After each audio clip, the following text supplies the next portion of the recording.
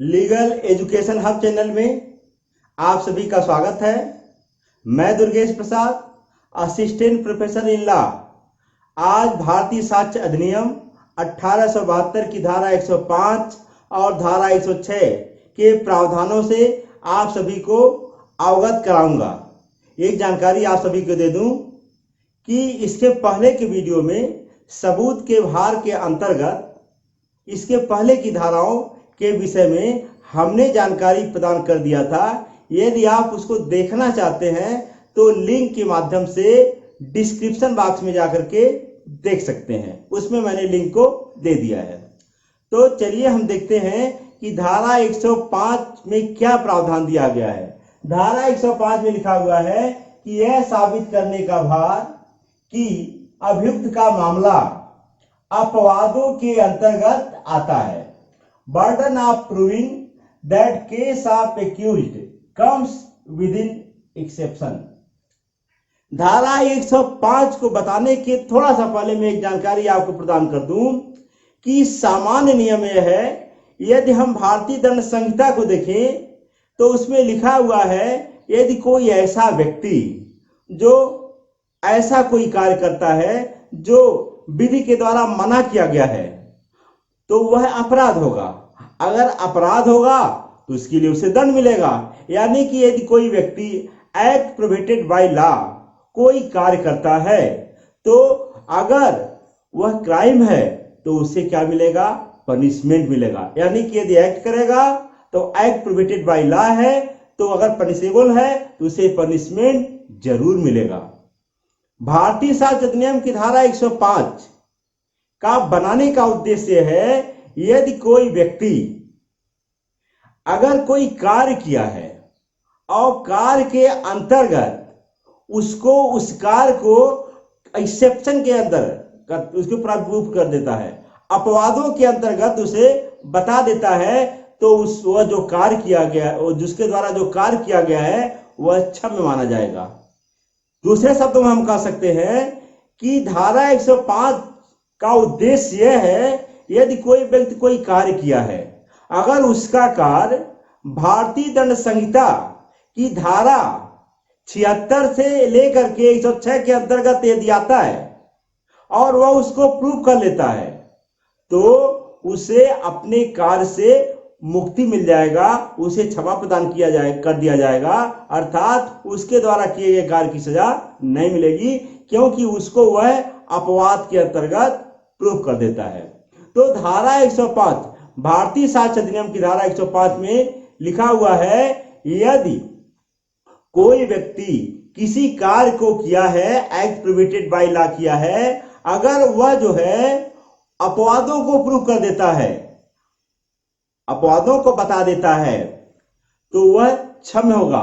अर्थात धारा 105 के अंतर्गत बर्डन ऑफ प्रूफ किस पे रहेगा? बर्डन ऑफ प्रूफ जो अभियुक्त होगा, जो एक्यूज होगा, जो एक्सेप्शन के अंतर्गत अपनी बात को बता देता है, प्रूफ कर लेता है, तो बर्डन ऑफ प्रूफ किस पे होगा? एक्यूज। अब एक सामान्य नियम में बताता हूं कि सामान्य नियम यह है कि किसी भी मामलों में, क्रिमिनल के किसी भी मामलों में आप देखेंगे कि सामान्य नियम है कि जो अभियोजन पक्ष होता है, जो अभियोजन पक्ष होता है वो हमेशा अभियुक्त को दोषी साबित करने का प्रयास करता है कि अभियुक्त जो है दोषी है। जैसे कि अगर किसी के खिलाफ एफआईआर किया गया है और उसके बाद उस व्यक्ति को कोर्ट में पेश किया जाता है, अर्थात एक्यूज को कोर्ट में पेश किया जाता है, तो न्यायालय की एक धारणा होती है, इनोसेंट की धारणा होती है, उपधारणा होती है, न्यायालय की एक प्रिजम्पशन होता है, न्यायालय का उपधारणा होता है कि जो कोर्ट में सामने जो अभियुक्त है, जिसपे एलिगेशन लगाया गया है कि उसने एक अपराध किया है, तो न्यायालय उस व्यक्ति के संबंध में निर्दोष होने का प्रिजम्पशन करेगा, उपधारणा करेगा। अर्थात न्यायालय उस व्यक्ति को जो प्राइमा फेसाई है उसे निर्दोष के रूप में मानेगा कि वह व्यक्ति निर्दोष है, क्योंकि अब यहां जो है अभियोजन पक्ष यह प्रूव करेगा कि जो सामने कोर्ट में खड़ा व्यक्ति है वह क्या है? दोषी है। जो एलिगेशन लगाया गया है वह दोषी है। कारण क्या है कि जिस अपराध का आरोप उस एक्यूज पे लगाया गया है, उसके संबंध में वह अभियोजन पक्ष प्रूव करेगा क्या कि जो एलिगेशन लगाया गया है, जैसे उसके ऊपर अगर चोरी का आरोप लगाया गया है, उसके संबंध में कोर्ट में पेश हुआ है, तो वह अभियोजन पक्ष प्रोसिक्यूशन जो है एलिमेंट ऑफ थेफ्ट उसको प्रूव करेगा, यानी कि चोरी के तथ्य को प्रूव करेगा। यदि मर्डर का आरोप लगाया गया है तो मर्डर के तथ्य को प्रूव करेगा। यदि रेप का एलिगेशन लगाया गया है तो रेप के एलिमेंट को प्रूव करेगा। किडनैपिंग का यदि आरोप लगाया गया तो किडनैपिंग को प्रूव करेगा। यानी कि आप देखेंगे कि न्यायालय के सामने जो व्यक्ति खड़ा है उसको न्यायालय उद्धारणा कर रहा है कि वह व्यक्ति निर्दोष के रूप में है, यानी कि उसके रूप में उस व्यक्ति के संबंध में न्यायालय पूर्वाग्रह से ग्रसित नहीं होगा, बल्कि उसे निर्दोष के रूप में मानेगा। लेकिन एलिगेशन जो लगाया गया है उसे प्रूव करने का कार्य किसका है? अभियोजन पक्ष का है, कि जो एलिगेशन लगाया गया है उसे अभियोजन पक्ष प्रूव करे। एक दूसरी चीज यह है कि अभियोजन पक्ष ये हमेशा कोशिश करेगा कि जो एलिगेशन लगाया गया वो एलिगेशन सही है, यानी कि जो बियॉन्ड रीजनेबल डाउट, यानी कि जो संदेह के परे, यानी कि हमेशा अभियोजन पक्ष यह प्रयास करेगा कि जो सामने खड़ा व्यक्ति है वह दोषी है, यानी कि वह संदेह से परे है। लेकिन एक्यूज्ड क्या करेगा? जो अभियुक्त है वह क्या प्रूव करेगा? वह प्रूव करेगा कि वह जो है एक संदेह में है, क्योंकि बेनिफिट ऑफ डाउट, संदेह का लाभ किसको मिलता है? अभियुक्त को मिलता है। यानी कि जो एग्जीक्यूशन होता है, जो एक्यूज होता है, जो अभियुक्त होता है, हमेशा कोशिश करता है न्यायालय को डाउट मिलाता है, संदेह मिलाता है, जिससे कि संदेह का लाभ उसे मिले। तो धारा 105 में कहा गया है यदि किसी व्यक्ति के अंदर कोई आरोप लगाया गया है कि वह अपराध किया है, यदि वह जो है भारतीय दंड संहिता के अपवादों को प्रूव कर देता है, क्योंकि बर्डन ऑफ प्रूफ किस पे होगा? एक्यूज पे होगा, क्योंकि लिखा हुआ है कि बर्डन ऑफ प्रूफ किस पे होगा? अभियुक्त के ऊपर होगा। यानी कि अभियुक्त यदि किसी अपवाद का लाभ लेना चाहता है तो बर्डन ऑफ प्रूफ किस पे होगा? एक्यूज पे होगा, अभियुक्त पे होगा। दो उदाहरण इसमें दिए हुए हैं। यदि कोई व्यक्ति अनसाउंड माइंड का डिफेंस लेता है कि जब वह कार्य कर रहा था तो कार्य के परिणाम को नहीं जानता है, क्योंकि भारतीय दंड संहिता की धारा 84 में अनसाउंड माइंड के विषय में बताया गया है। संक्षिप्त में, यदि कोई व्यक्ति ऐसा कार्य करता है और कार्य करते समय परिणाम को नहीं जानता है तो उसे अनसाउंड माइंड माना जाता है। तो यदि वह चित्त विकृति का लाभ लेना चाहता है तो अपवाद के अंतर्गत उसे क्या करेगा? एक्यूज प्रूव करेगा और उसका लाभ उसे दिया जाएगा। यानी कि बर्डन ऑफ प्रूफ चित्त विकृति की स्थिति में किस पे होगा? अभियुक्त पे होगा। यदि कोई व्यक्ति गंभीर और अचानक प्रकोपन का लाभ लेता है, सडन एंड ग्रेव प्रोवोकेशन, यानी कि वह व्यक्ति अपराध इस नियति किया क्योंकि वह आत्मनियंत्रण की शक्ति से बाहर हो गया था। वह व्यक्ति अपराध क्यों किया? क्योंकि आत्मनियंत्रण की शक्ति से बाहर हो गया था। तो वह अपवाद को यदि प्रूव कर लेता है, कौन? अभियुक्त। यानी कि गंभीर और अचानक प्रकोपन के अपवाद का लाभ अगर अभियुक्त लेना चाहता है तो बर्डन ऑफ प्रूफ किस पे होगा? अभियुक्त पे होगा। यदि उसे प्रूव कर लेता है तो वह जो है उसका अपराध क्षम्य माना जाएगा। अर्थात धारा 105 का निष्कर्ष यह है, यदि कोई व्यक्ति किसी अपवाद का लाभ लेना चाहता है तो बर्डन ऑफ प्रूफ किस पे होगा? अभियुक्त पे होगा।